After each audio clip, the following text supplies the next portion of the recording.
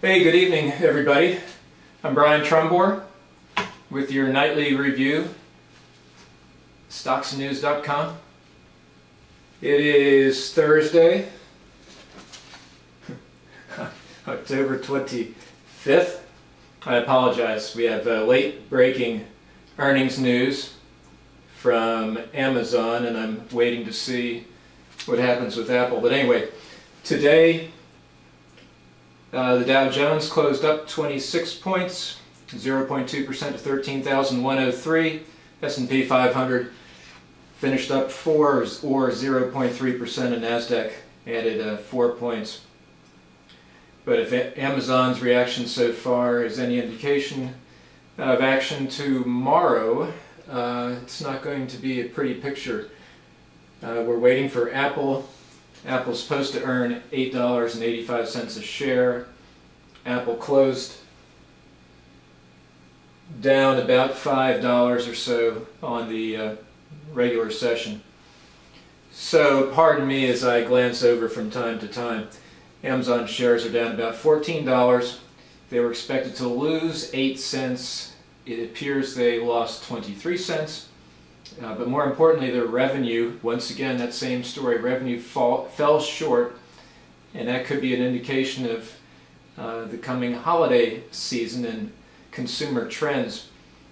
Overseas, the Tokyo Nikkei finished up 1.1%. London and Frankfurt, the FTSE and the DAX indexes were basically unchanged. China finished down 0.7%. Around 4 o'clock, gold was at 17.13, rallying back a bit, and oil was at 86.20. 10-year Treasury at 1.82%.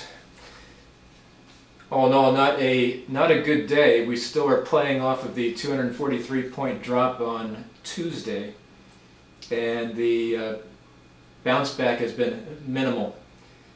One stock, Dow component, that did do well today was Procter & Gamble, which came in with earnings ex items of $1.06 a share when analysts were expecting 96 cents. But here again, sales for the quarter fell 3.7%, though that matched analyst estimates, so the stock finished up $2 on the day. According to data compiled by Bloomberg, North American companies have announced plans to eliminate 62,600 positions at home and abroad since September 1st, the biggest 2-month drop since the start of 2010. Firings this year, so far, 158,000 versus 129,000 for the same period last year. Companies in Western Europe have been accelerating large-scale job reductions as their recession in the European Union worsens. Among Western European companies, there have been 47 job cut announcements so far this year involving at least 1,000 workers, compared with 32 in the same period last year. One example is Alcatel-Lucent, which is now, of course, Paris-based. And they announced last week plans to lay off about 5,500, including 1,400 in France. You know, yesterday, speaking of Europe, I told you about Ford and how it was closing a plant in Belgium that would result in the loss of 4,300 jobs there.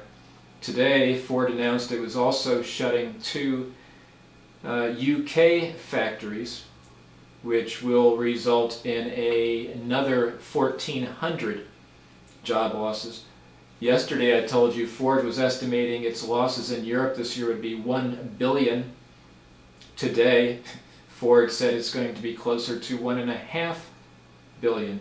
but Ford did say that its earnings per share for the third quarter, which hasn't been announced yet, will exceed second quarter results despite the big loss in Europe. Colgate-Palmolive announced it is reducing its global workforce by 2,300 jobs as CEO Ian Cook said, quote, "We are living in a fast-changing world with many challenges, including slowing economies in many countries." USA Today did their quarterly survey of economists. They polled 48.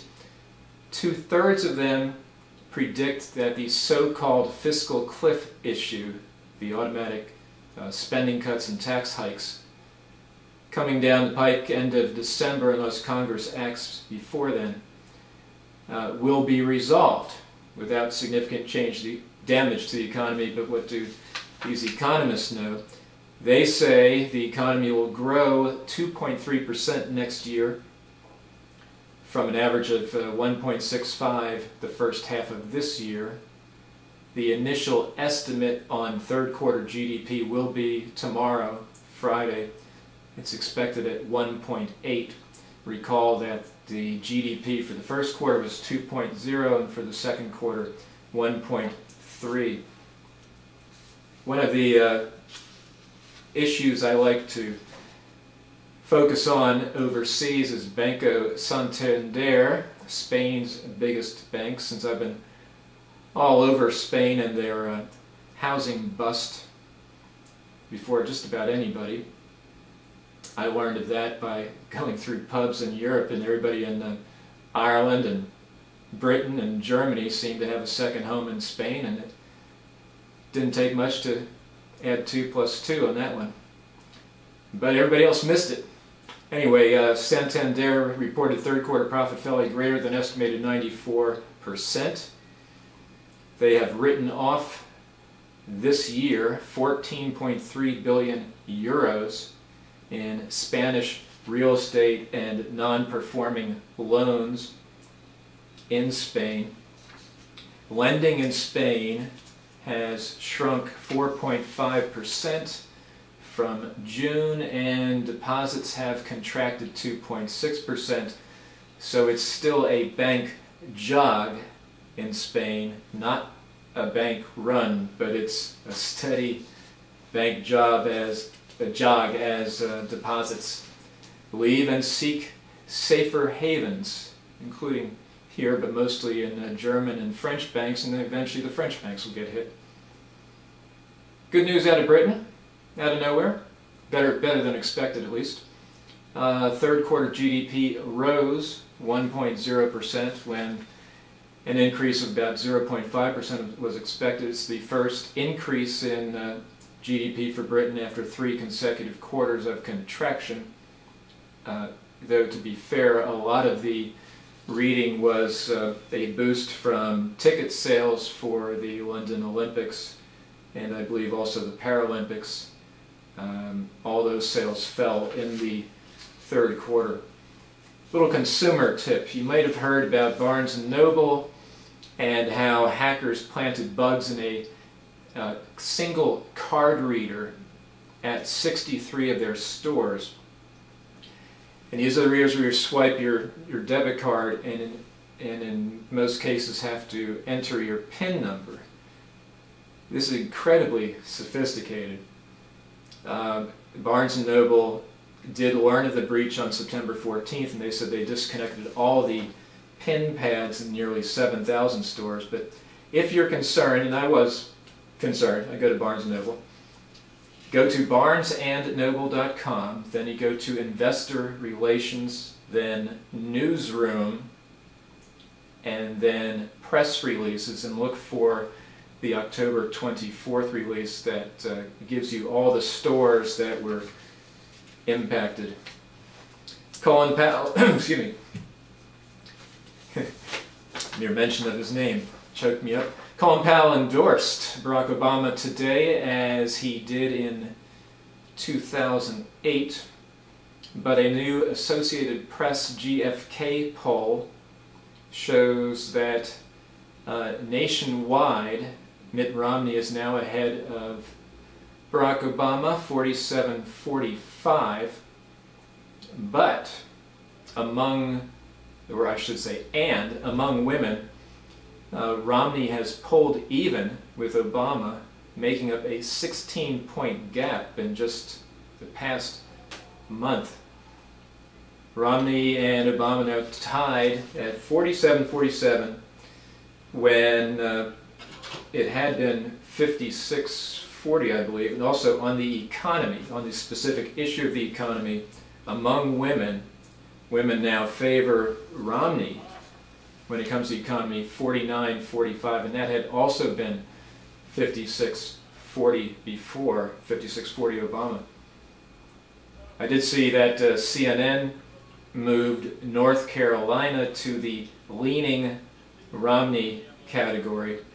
CNN has Romney leading in states with 206 electoral votes and has Obama with 237, and it really does come down to Ohio, and also Virginia, and Florida, and Wisconsin, and Iowa, and Nevada, and Colorado. But check this out as far as Ohio. Absentee ballots could hang up Ohio's results. A time poll, I apologize for the noise in the background, I'll tell you about this some other time. Time poll of early voters in Ohio, Time magazine poll of early voters in Ohio. Remember, they've been able to vote since, I believe, October 2nd, has Obama leading 49-44. But check this out, this is from Barry Horstman of the Cincinnati Enquirer. A new Ohio program intended to make voting easier has the potential to keep the presidential election in doubt until late November if the national outcome hinges on the state's 18 electoral votes, which it probably will. Under Secretary of State Jon Husted's initiative to send absentee ballot applications to nearly 7 million registered voters across Ohio, more than 800,000 so far have asked for but not yet completed an absentee ballot for the November 6th election. Anyone who does not return an absentee ballot, deciding instead to vote at the polls, will be required to cast a provisional ballot. That's so officials may verify that they did not vote absentee and also show up at the polls. By state law, provisional ballots may not be counted until at least November 17th. That means that if Ohio's electoral votes would be decisive in the race, the state could keep the nation in suspense for weeks after the election. It's unbelievable. Ed Foley, an Ohio State University law professor and expert on election law, said we could easily see a situation in which the nation has to wait for Ohio because of provisionals. It's just absurd. That is third world garbage. In Syria, the UN Arab League envoy Lakhdar Brahimi, who has about the toughest job in the world right now, and he's a career diplomat who has a very strong track record, and I do not envy. He didn't want the job and was forced to take it after Kofi Annan was a miserable failure. Anyway, they have a 4-day holiday coming up for Eid, the Eid holiday, and they're trying to put in place a 4-day truce that will not hold. My favorite magazine is The Atlantic Monthly. Just received my November issue, and I haven't had a chance to read this yet, but an article titled General Failure by Thomas Ricks, the longtime Washington Post war reporter who's now a senior fellow at the Center for New American Security. He also has a book coming out called The Generals. I believe that's coming out this month. But I just glanced through it. And those of you who've been with me for years and years know that going back to the beginning of the Iraq War, I've been all over the performance of America's generals, in particular Tommy Franks. Sean Hannity was the Franks butt boy. Both Tommy Franks and Ricardo Sanchez showed little ability to understand the wars they led. During the Tora Bora fight, Franks seemed inattentive almost as if the battle were someone else's problem. He did not see bin Laden's capture as crucial to his campaign. The article is subtitled, "Looking Back on the Troubled Wars in Afghanistan and Iraq." Many observers are content to lay blame on the Bush administration, but inept leadership by American generals was also responsible for the failure of those wars. The culture of mediocrity has taken hold within the Army's leadership rank. If it is not uprooted, the country's next war is unlikely to unfold any better than the last two. So again, check it out online. I'm sure you can get it from the Atlantic General Failure article by Thomas Ricks. Here's a sad story. Bomb-sniffing army dog who died in Afghanistan on the day his handler was killed has been honored with Britain's highest award for animal bravery. I'm a big-time dog lover. #1 on the all-species list, which is proprietary on my part. Springer Spaniel mix Theo was posthumously awarded the Dickin Medal on Thursday at a London ceremony. Theo worked for 5 months in Afghanistan with Royal Army Veterinary Corps Lance Corporal Liam Tasker, searching out roadside bombs. Tasker was killed in a firefight with insurgents in Helmand Province in March of 2011. Poor Theo suffered a fatal seizure hours later at a British Army base, likely brought about by stress. The soldier and his dog were brought back to Britain on the same military flight.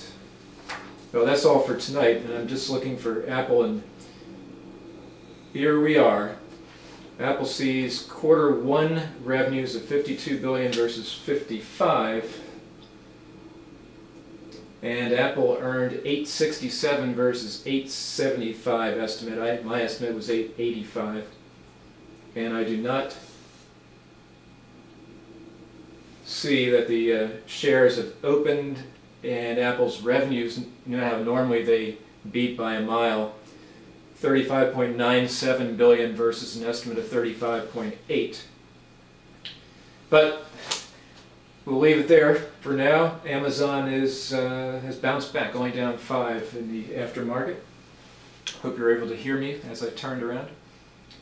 I'll be back with you on Monday. Remember, on Fridays I write Week in Review, which I post Saturday morning. I say I'll be back on Monday, assuming we don't lose power. If Hurricane Sandy or Tropical Storm Sandy, by the time it hits this area, if it hits with full force like last Halloween's snowstorm did, I'll be out of power for a week. Anyway, as always, go to stocksnews.com for more stuff. Remember to keep the men and women of our armed forces in your thoughts and prayers. I'm Brian Trumbore. Take care.